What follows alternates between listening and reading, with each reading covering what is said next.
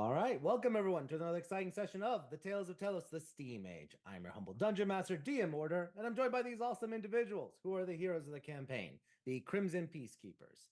Tonight marks session 132. We have been doing this for over 132 weeks, nearly 3 years, as our 3 year anniversary comes closer. I believe next month will be our 3 year anniversary of playing the Steam Age. So fun times for it.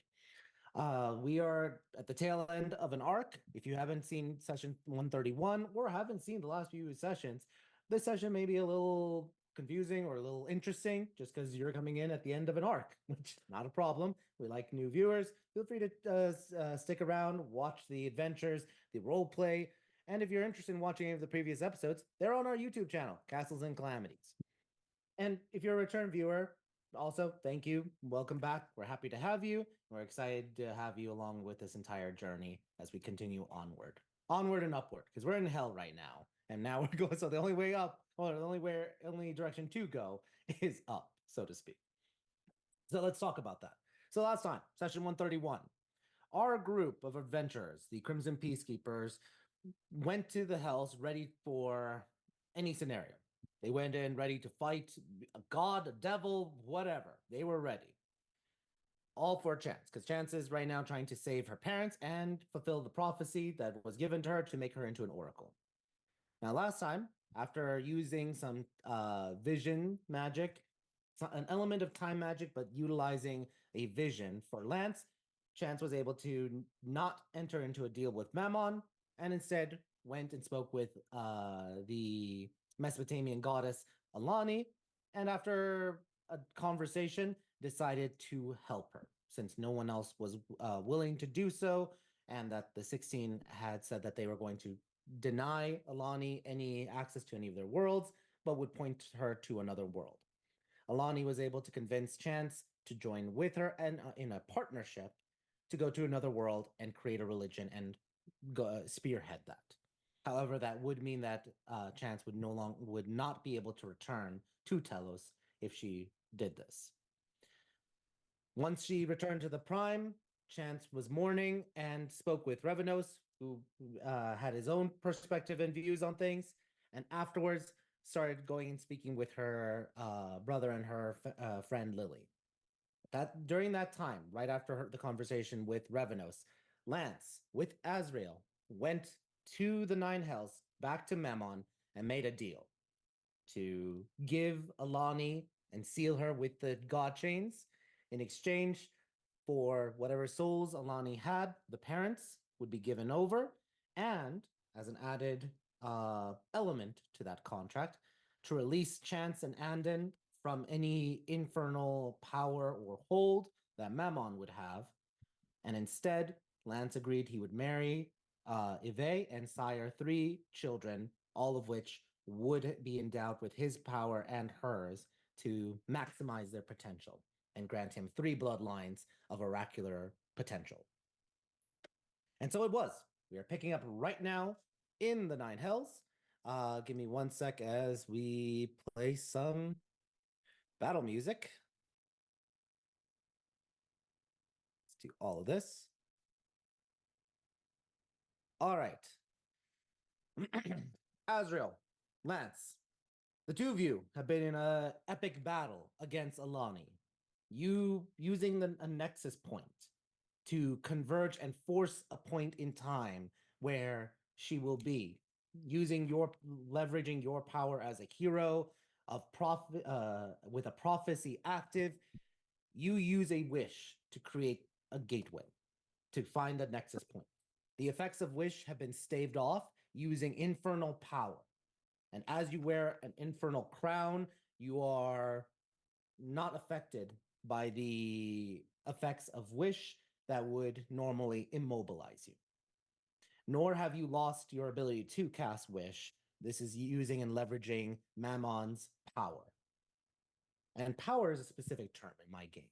Power is a divine element, divine, infernal, abyssal. It is an aspect that is tied to an outer realm, outside of the natural world or the supernatural force of magic. You and Azrael are teamed up with 3 of Hell's chosen champions, of Mammon's chosen, that owe him favors from different worlds.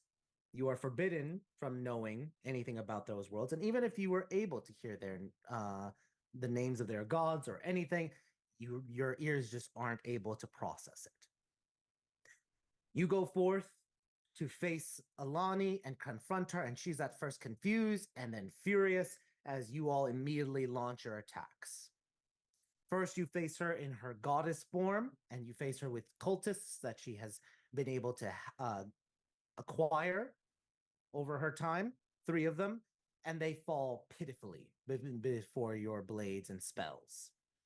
Then you face her in her infernal devil form, and she looks black and red with horns and fire, and you are able to face her as well as 2 pit fiends that she summons.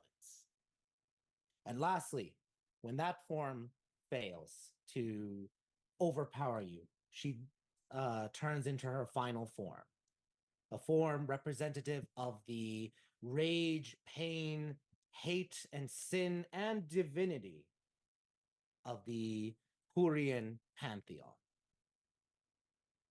Does everyone see the new map now, or the battle map?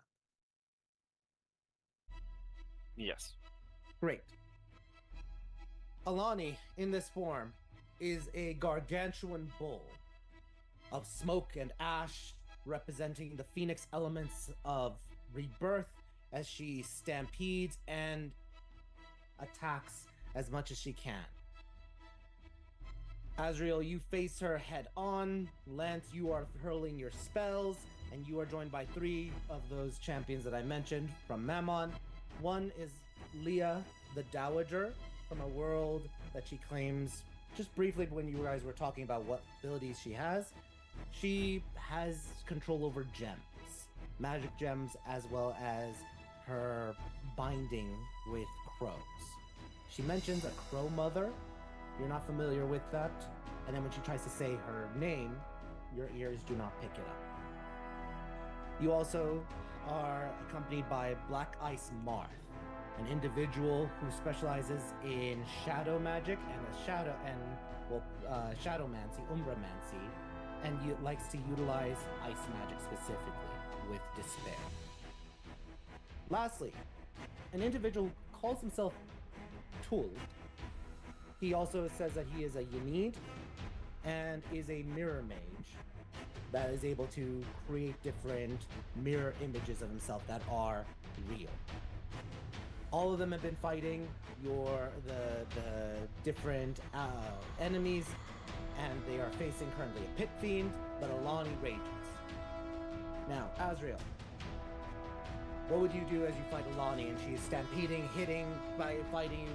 What do you do to battle her? I think he'd probably do his typical shtick of casting haste or some kind of buff on himself to just get into the thick of it, or some kind of buff spell to just get in there and wail on her and smite as much as possible to just end it quick. All right, then roll me 3 attacks. You are hasted because that's with your hasted action is your extra attack. So roll 3 attacks and roll damage and smites. Bear with me here. They're taking a second to load. So 21 barely hits. A 30 hits. Sorry, the log is getting in the way of the button. No worries, no worries. And checking how 23 many hits. Spell slots I can burn at a time. Then you smite. You could smite on each attack, but you're burning up your spell. Yeah. So 2/5 and 1/6 would be 6 dice each because she's a fiend. That's 18d8, right? Is my math wrong? Okay. I just saw all this roll on the screen. 61 total with that, and then the slashing damage. So 61 total, and then 26 plus 28, 40, 54 plus 24, 78 plus 61, 131, 139 points of damage. smite and strike at this god devil beast creature, the last of the Horian, and you smite and it sends crack waves and a booming sounds across Avernus. Golden light is like scarred across her as she is wounded. Lance, what are you doing as you fight Alani? I will say you and Azrael have both taken hits. Let's see how many hits. Azrael, roll me 5d20. Lance, roll me 5d20. This is how much damage you have taken. Ooh, picked a net 20 there. Yeah, this is where you don't want a nat 20. So 77 total. It's not one to populate, it looks like.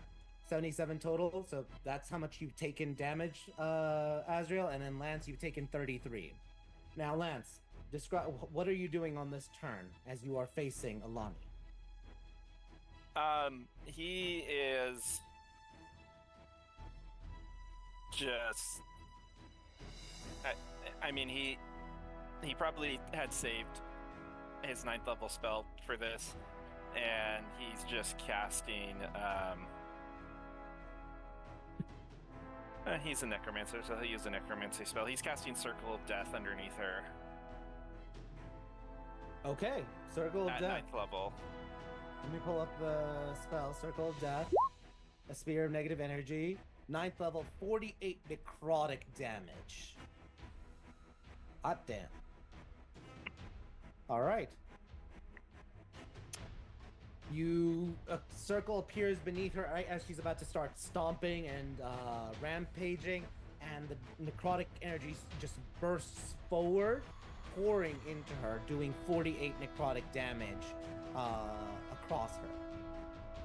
Or from emanating from beneath and up, hitting her belly, up over around her. The ash around her fizzles as the fire itself starts to become smothered by that necrotic energy.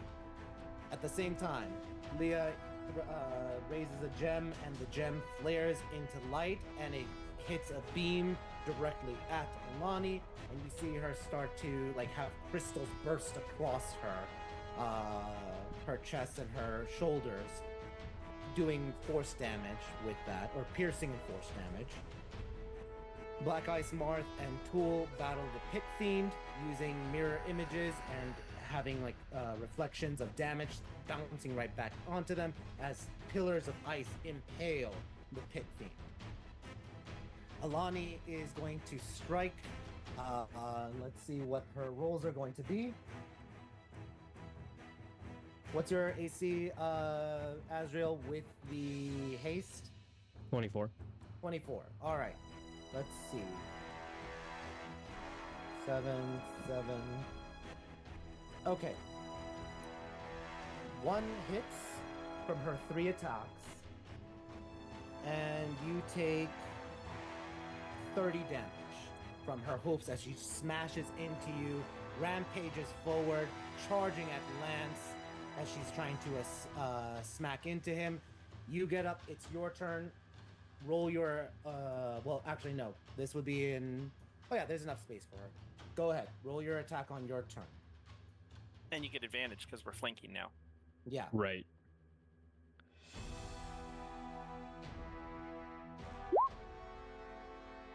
Is that with advantage?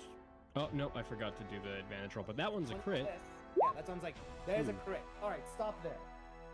Azrael, with the crit, describe how you are not going to kill her, because if you kill her, she's gone. But how would you essentially cripple her so that you can then start to seal her with, or Lance can start to seal her with the god chains? He would grab the bull by the horns. She's already. So you right now start flicking tail, and you're basically looking at her ass. How are you gonna do that? Are you gonna jump and climb on top of her and then strike the bottom? Are you gonna go right to the foot and the hoof and sever that? From the rear end, how are you going to cripple her?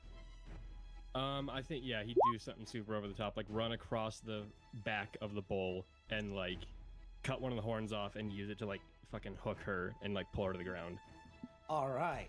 And as you do that, you with the other blade, you stab into. Well, no, you're slicing her. Yeah, horn. two, And like And drag her as down. you do that, it with enough power and force, just for funsies, roll the damage if you're smiting on top of that. Sure.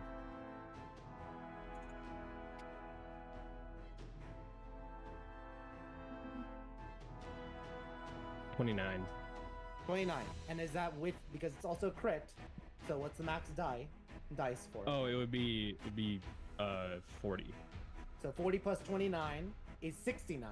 Nice. Nice. 69 plus 27. 69 plus 27 is 87, 96, and then the die 90 with 4d 4 times 6 is 24 plus 96, 120 damage. Damn. This is the powerhouse of a paladin. Sorkin, yeah. With 120 points of radiant and slashing damage, you easily carve and sever one of her divine horns. Grab it and leap forward and impale it in her side. And you drag it down, cleaving right into the muscle and pulling her down. She slams and you hear a noise, a whine of a divine bull being led to the slaughter and being essentially slaughtered and impaled. She collapses and her legs are kicking right a moment before crystals start to swarm on top of her. You see crystal hands clawing at her and then starting to form into their own mounds.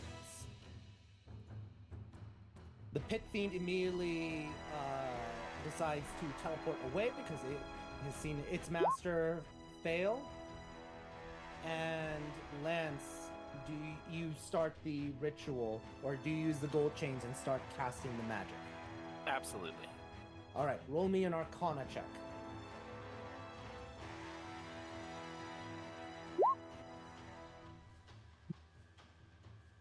I'll give you advantage.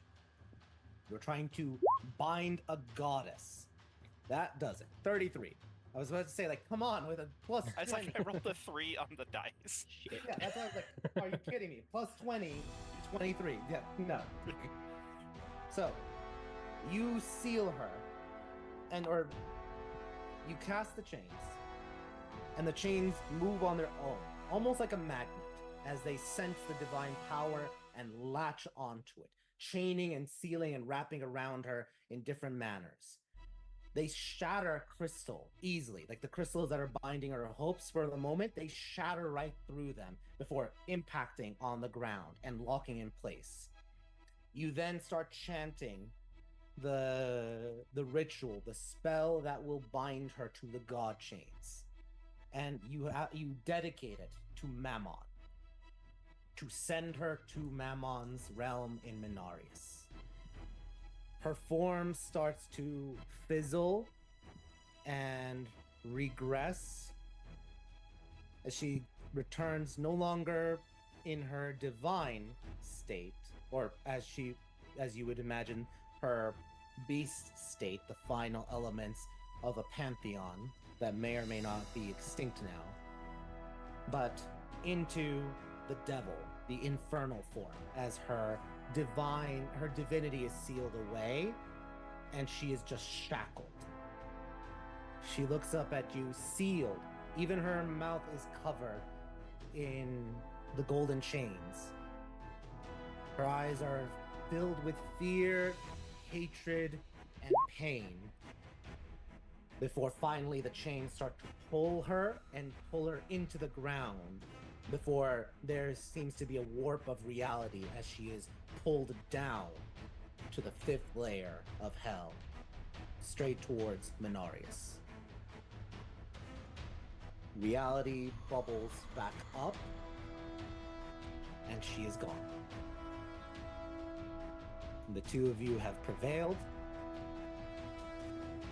Alani has been sealed and now is subject to Mammon. In that moment, Azrael, what are you thinking, doing, feeling? You just took down... Oh, sorry, one last... You just took down Alani in her human, devil, and beast, last of the Hurrian form. He mixed feelings. I mean, he thought that was epic. It was a really good fight and everything. And he left it bloodied, so he's just like hyper ventilating and just tired right now. But he's also, he wasn't particularly like proud to have gone into a deal with the devil and everything to do all this, but he was willing to do what it took. So I mean, it's kind of a bittersweet victory for him, probably. Yep. Great. Lance, what are you doing, thinking, feeling as you sealed her away? The crown is still on your head, so you're not exhausted yet. Anything you want to say? Lance just kind of looks at Azrael, and he kind of almost has this like cold expression on his face, and he's like, solved. It's the only thing he says. Wait, say that. Azrael just nods. Soft? Problem solved. Oh, problem solved. I heard Right. soft. I was like, what? Problem solved. Perfect. You hear 7 voices as Tool right now has split his essence across different mirrored versions of himself. So you hear this 7 Can you guys times. hear me still? Amplified. Yeah, you just broke up a little bit is all. Yeah, you just broke up a little bit, but you're fine. Okay. Tool then says, all right, back to Memon. He gestures, holding like a mirror. Yeah. Yeah. All right. He enlarges his mirror, and then you see he creates, through the mirror dimension, a pathway. Azrael, are you one of the first ones or the last ones to go in? He's one of the first, I guess. Why not? Okay. You go first. Black Ice Marth goes second. Leah, the Dowager, goes third, walking with a little bit of a limp. Lance, you're fourth, and then Tool is last with all the different versions of him returning through the mirror. Strangely enough, go ahead, Lance. I was just gonna say, Lance, as he kind of walks through, he kind of looks at Tool and goes, "Are mirrors like their own element? Is there like a whole mirror realm somewhere?" Oh yeah, there's a mirror dimension and a mirror realm in essence. I'll have to come visit that sometime. That sounds interesting. And he just walks through. That's all he says about that. It's just side note for later. Yeah. Leah, the Dowager, is like, there's so many interesting things we've learned, but I still would prefer my whole world. As she hobbles forward, you've heard for a moment, Lance, Leah mention about growing mountains using certain special stones on her world that are really interesting. But as Tool goes forward, returning, all the versions of Tool kind of like reach into a singularity when they return to Mammon. So all 7 versions have collapsed into one version of himself. And yes, you all 5 return. And let's go back to deeper into hell to Menarius and Mammon. Well, his mom. So you return to Menarius and are escorted by Talia over into a separate room. It is a golden chamber with the god chains shackled around Alani, and Mammon is there, observing her at one point, kind of like even lifting up her chin to look at her, inspect her for a moment, and he smiles. As the doors open, Lance, you walk in with Azrael, and he looks at you and then nods. Well done, well done. This is what I'm talking about when I say about heroes. For a long time, I've worried that Aramer, or Telos even, hasn't had a lot of good heroes in a long time that have been able to brave the hells or the abyss and prevail in such a manner. I am truly impressed. Well, a deal's a deal, and I honor my deals. Shall I then collect her your... How do you want me to give Chance's parents' souls to you? Would you prefer them in soul coin form, or would you prefer them to be released into the afterlife? Would Lance know what's the easiest way to resurrect them? Either one's going to require the same amount. It's just, do you want to be carrying them in coin form with you in the physical, or let them pass on?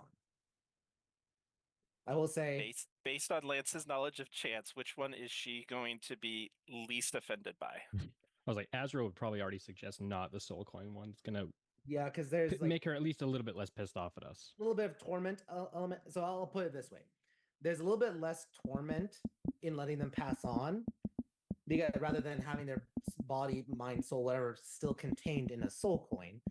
However, there's like you're also letting them taste the afterlife, like whatever heaven they were supposed to go to.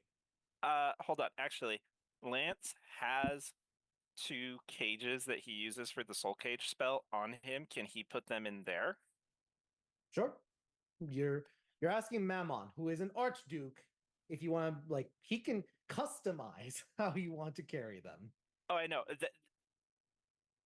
This is less tortury having them in there than a soul coin, but this is also easier for Lance to transport because he's done this before. Okay. You ask Mammon, and he's like, of course. He goes over, and you see him reach with his hand, almost just like, not even like, well, let me rephrase this. He goes forward, and with a savagery you didn't see before, he just pushes his hand right into her chest, into where her heart is, and you see him like claw for a moment, and you see her squirm in pain as he pulls all the souls from her form as she is shackled and bound to him.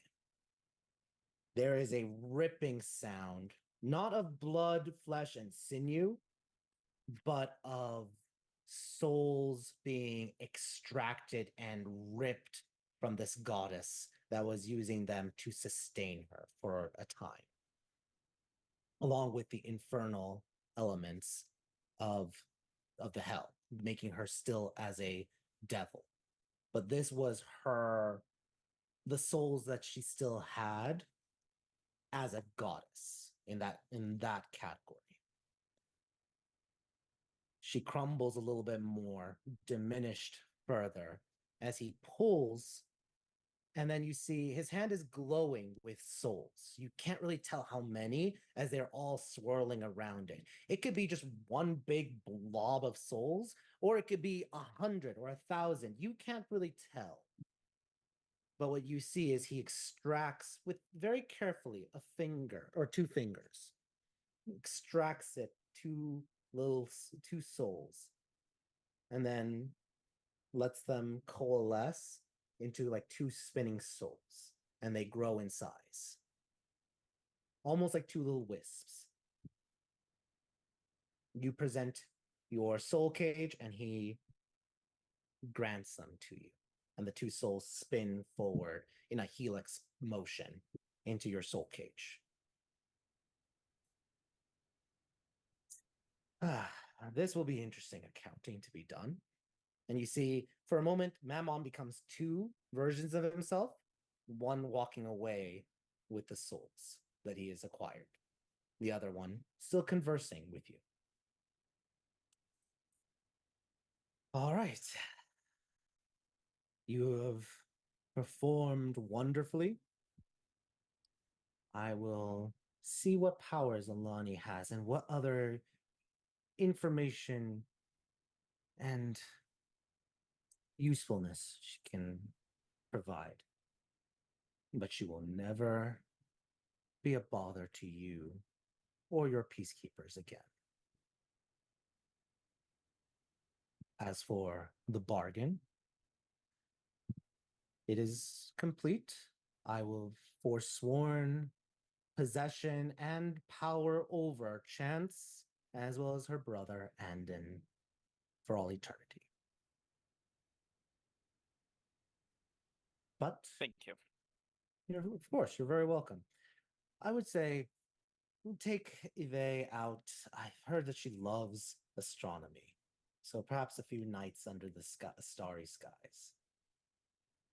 Yes, Alice plans on throwing me a debutante party like thing, and I'll make sure she gets an invitation and we can meet there. Excellent. Have a meeting, have a few drinks, charm her. And if you need any assistance on information gathering, let me know. There are many imps and many things I can find out that are needed about her.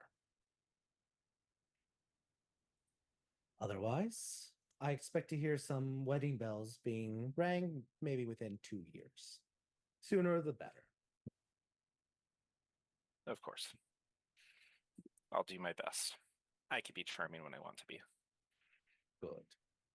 And you are a charming individual, Lance. Don't underestimate yourself. And of course, for you, Azrael, I know you may not like dealings with my kind. I could still say that I respect you greatly and that Thank you. You are a hero. Try to be. But is there anything else I can offer you in this fine level of hell? I think we need to get back because I'm sure the contract that Chance hadn't signed yet just disappeared and shit's gonna go down as soon as we walk back in. So Yes. Yeah, I'll get back to you if the need arises, but we've got to deal with this. Well, let me take this then. He reaches forward and grabs the crown of Infernal Red and pulls it off of your head, Lance. And roll me the wish spell, I believe, is 2d4. Roll me 2d4.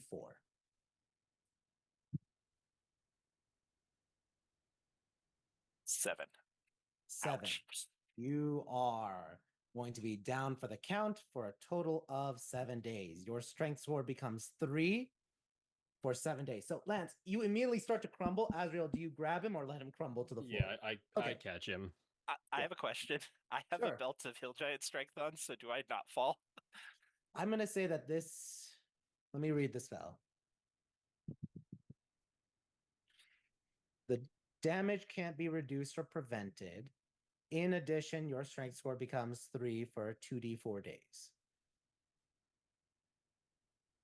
So it says in addition.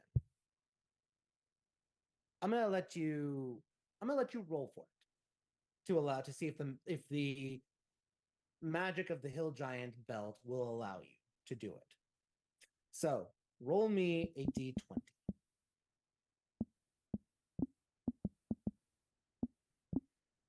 Okay. The magic of the Hill Giant does not work. It was actually That's 13 or higher. understandable. So High level 3. magic. You're so close. You're literally a 13 would have done it. Because it's a 9th level penalty. So Oh, yeah. Even as the hill giant or the belt of giant strength pumps energy into you, the wish spell has just unraveled all your strength and your body just cannot handle it. And so you still are at 3 strength, barely able to stand on your own, barely able to lift anything more than 5 pounds. Yeah. Punched, but victorious, Mammon creates a. He can't do. Yeah, he will wave his hand, and you see immediately lines start to be drawn in the gold, and it forms a teleportation circle. He doesn't know your circle, like the final insignia, So all you have to do is just mark it. Even just with like a finger, we'll mark it so that you can teleport, activating the wards and the specific arcane sigil that is needed to actually teleport. Lance will use the end of his cane if Az is holding him up and just kind of Mark it. shakily scrawl it in. There we go. It glows, and the two of you walk forward, and through the plane shift as well as the teleportation circle, you both are teleported back to the prime material plane. You rush forward as you see the reality start to surge upward in a column of light. You travel through that column of light, leave the layers of hell, and pass through the divine gate and enter the reality of the physical universe, and then into a pocket realm of a demiplane back into the fortress.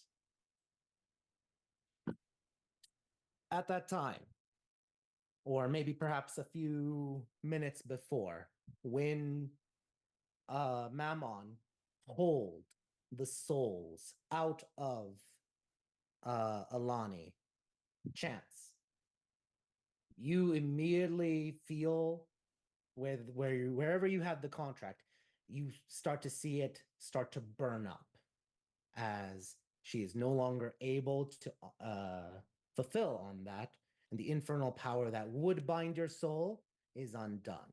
The contract itself starts to disintegrate and burn up and perish. What is Chance's reaction in that moment? Oh, fuck. Great. Does she, I think you mentioned last time you would leave, go searching. What is Chance doing? Yeah, she is immediately getting the team together. She'll run, I think Lance and Zanny are on the same floor. So she'll go up and go with those, and she will send Lily to go get Alice and Erlon and whoever else is available to go get Azriel and tell them to meet in the meeting room immediately. All right.